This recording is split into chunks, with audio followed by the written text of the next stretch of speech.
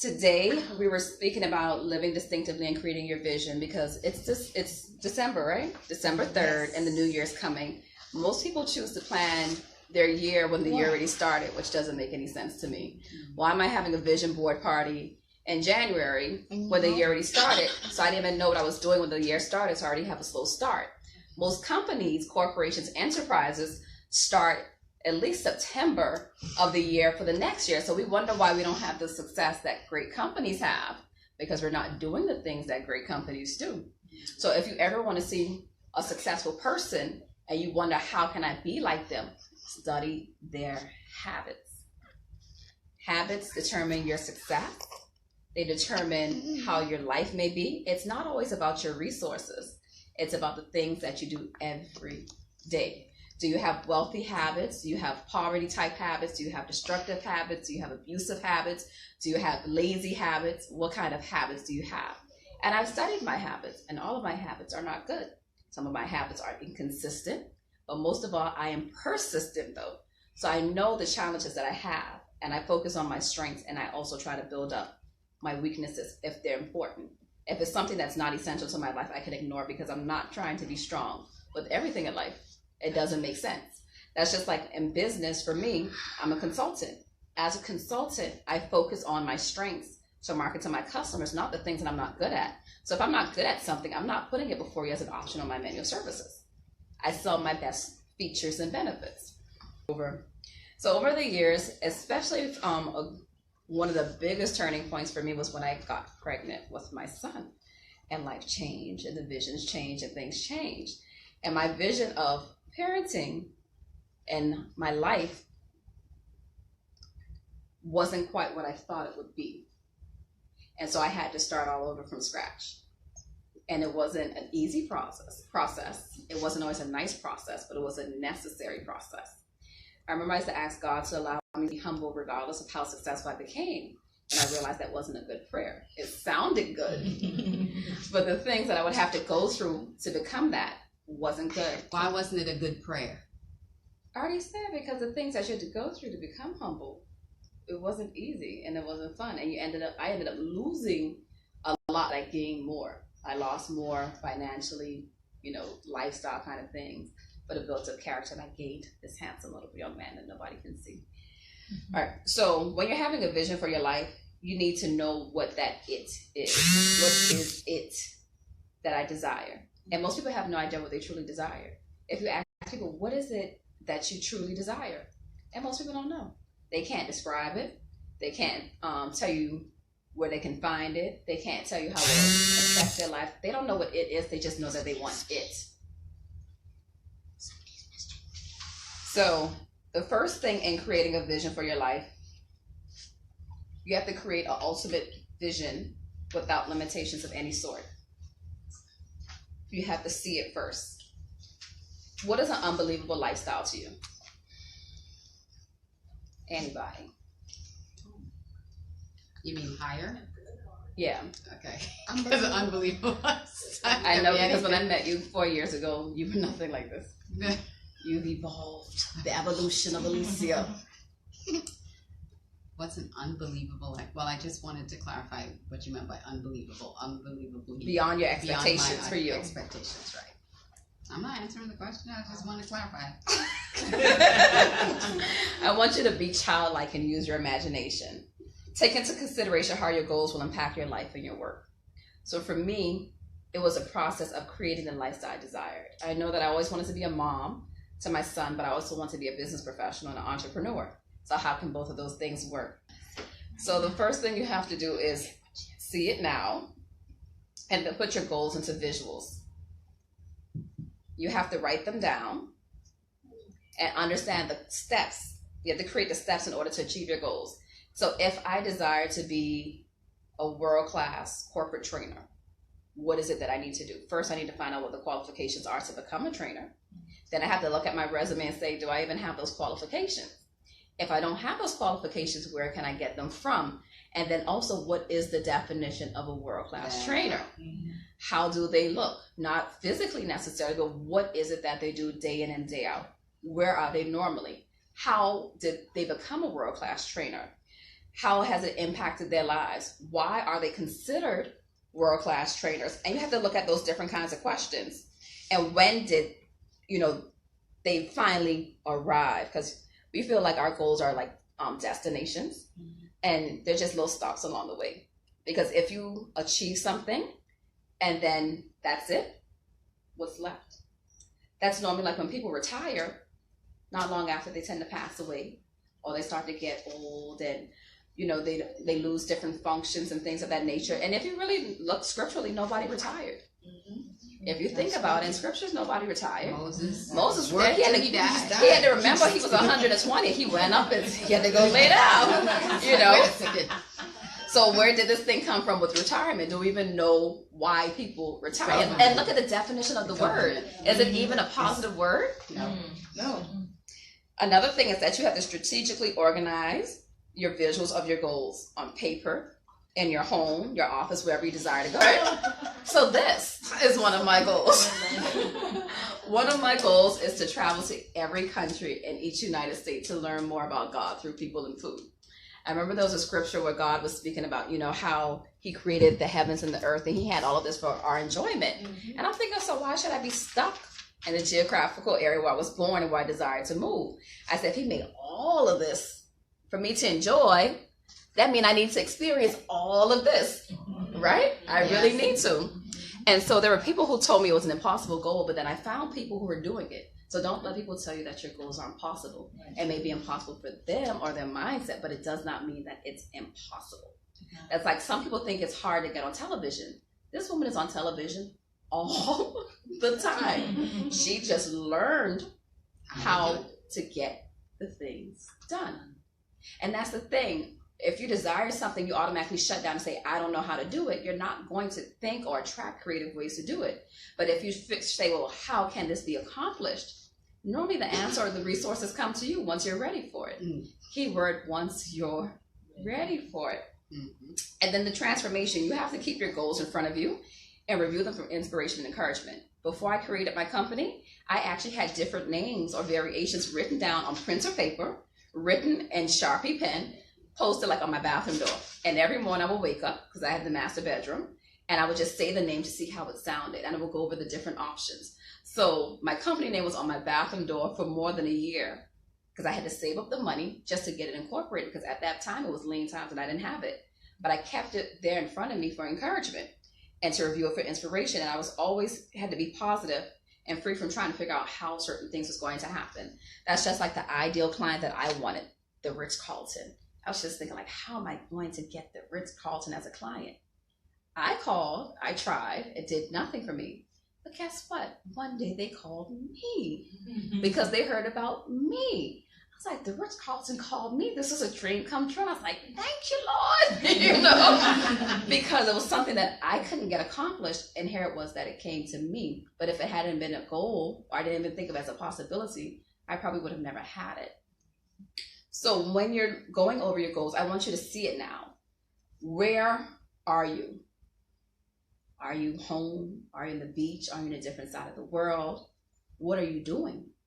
Are you laying down, relaxing? What time of day is it? In the morning, the evening? When is it? Is it summer, spring, or fall?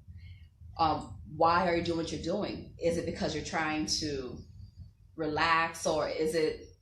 You have to figure out what the why is, and how are you doing what you're doing. So a lot of times when we're going through our goals, just like when you're writing a story, we have to talk about the what, when, where, why, and how. So when we go through our goals and we want to see it, we have to answer those questions. What, when, where, why, how. And then you have to create a power statement. You have to create a power statement for your goals. What you laughing for? I wasn't laughing. She's tired. She's starting to have your nerves switch. So you have to create a power statement that clearly defines what it is that you desire to see. And then the transformation. Begin and end your days by reviewing, speaking, and believing that what you desire has already been done and the transformation has already begun. So people like to use vision boards, but vision boards don't work for me because they're just a bunch of pictures pasted on, and it's not anything negative. My mind doesn't work like that because everything just seems to be scattered. So as I shared last month, I have vision like canvases. So like let's say for instance, I had an event last year, and this is somewhere where I desire to host one of my business events. There's Harbor Island. It's Harbor Island with the pink sand beaches, right? Yes. So I desire to have a business event in a mansion, 10 bedrooms for 10 people on a pink sand beach. And each one of these things symbolically means something to me. So I have this picture at home because it reminds me of what my goal is. Well, you don't just have that picture, you've had it drawn for you. Yes, I had to create it for you based and on then your vision. other people painted it too. So other people were painting my vision. Because sometimes people have to buy into your vision too in order for it to happen. Because sometimes people just want to help people achieve their vision. They just want to be a part of something. And sometimes people don't have anything. And that's why they don't mind helping you to achieve something, because at least they're getting something done, even if it's not for them. And a final thing, because today I won't be long-winded. I am just not in my zone. This is a version of, this isn't the fullness of it, but on one side, you can have actually like what your goal is, and then the part with the who, what, where, why, how. So you have the visual and you have the story to it. And when you have the visual and the story to it, it just brings everything together quicker. Because if I go in a magazine and I cut out a picture, what does this mean for me? Nothing. It's just her with some pretty earrings. But if I have the story behind it and explaining what my vision is, it helps me to remember why I'm doing what I'm doing. Okay? So most importantly, don't wait for January to create your plan for the year that already started. And it should be something that's an ongoing process, not just a New Year thing. And that's why most people don't achieve anything, because they're always waiting for that time to do something versus allowing it to be a continual process. And even your goal should be like a pruning process, because sometimes what you thought was important, you may find out is not important, and you should get away with this. Some people say, oh, finish through with things to the end. Why waste your time if you realize that it wasn't something you should be doing to begin with? Abandon that project, save your money, time, resources, and move on to what's important. Yes, ma'am? I believe that people who say things like that, like, oh, you never finish anything, because I was told that a lot, don't understand the creative process, and they don't understand the entrepreneurial spirit of someone who is really trying to accomplish something. And if you're doing one thing, you need to tweak it. Right. And if it's not working, you change it. Right. Correct. And if they say, no, you got to stick with it, well, why beat a dead horse? Right. Exactly. Why beat a dead horse? It's the same thing for design. There's Because so they many... don't see your vision. They don't have your vision. They don't see where you're going. So they, based on their own little mindset and their own limitations, try to judge you, and you can't allow them to, distract or deter you. Because so many people told me, oh, why are you going on TV? You don't need to be on TV. Why are you doing that? Were they ever on TV? They were never on TV. Oh, okay. Yeah, they were on TV. So it's all about the way people's minds are trained too, Yeah, to believe certain things. And people like to say these but little their vision is not your vision. Exactly. And people have all these little cliche catchphrases that everybody likes to say nowadays, and they never think about what they're truly saying. And then just because this coach or guru or expert said something doesn't mean that it has to apply to every area of your life. And that's why I tell people, don't follow me, follow Jesus. Follow God. I'll share things, but it doesn't mean that it has to be applicable to you. It may be what works for me, it may be what works for her, but it may not work for you, because still God gave each one of us something different to do. So he may tell you not to do something, but it may be fine for me to do it. That's why we can't live based upon everybody else's blueprint. We have to have our own blueprint, because we're not all going to the same place or have the same destination, or have the same goal. Like what I said, what is your fingerprint purpose?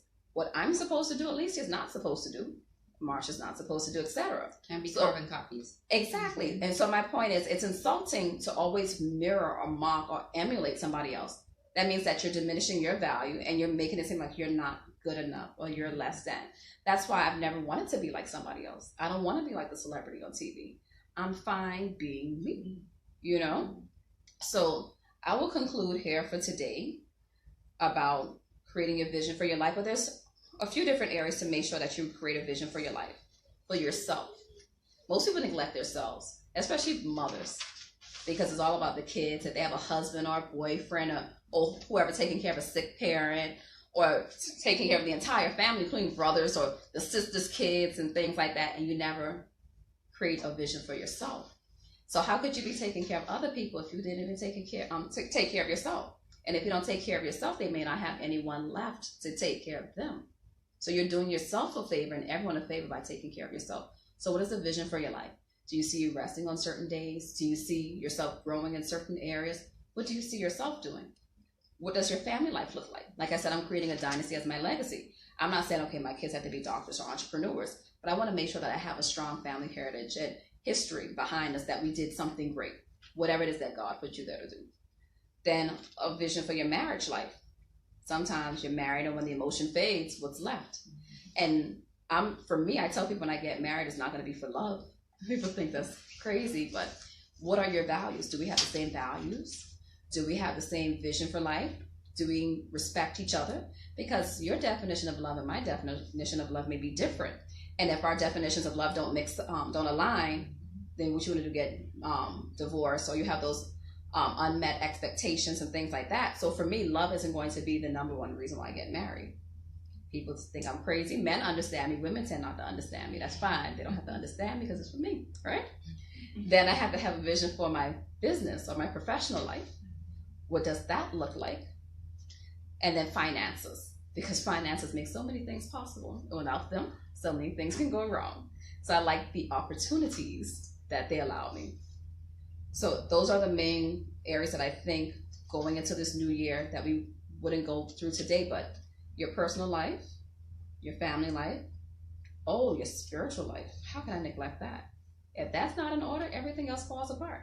Because I realize that if everything is together, but one part is neglected, nothing else really flows. You have to have balance in all the different areas of your lives. Spirit, soul, body, physical, spiritual, physical, etc. So when you go through for your personal, your spiritual, your family, your marriage life, your personal life, finances, etc., answer those questions for each one of those. Who, what, when, why, how. Do y'all have any questions for me? Yes, ma'am. With my favorite color on. She has on my favorite color. What, when, where, why, how. Who, what, when, Why, why, how.